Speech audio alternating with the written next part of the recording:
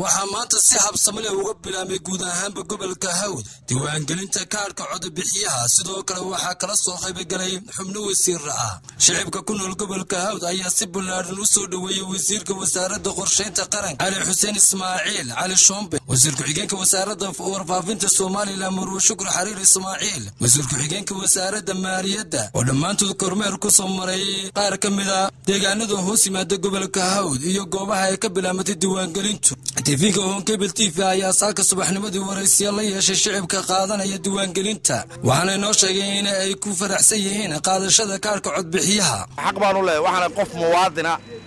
oo Soomaalilandra marka qof kasta oo Soomaalilandrana waxaan leeyahay inuu qaato kaarka uu si qurux badan oo kalgacal waliba u qaato sidoo dhan inay qaadato isdiiwaangeliso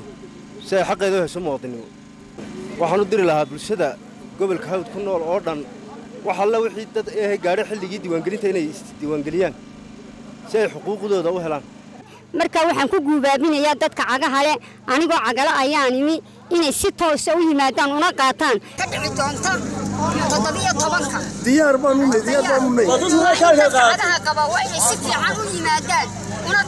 Cabdiraxmaan Samriye TV-ga caalamiga Cable TV xarunta gobolka Hawd Balli Gobolde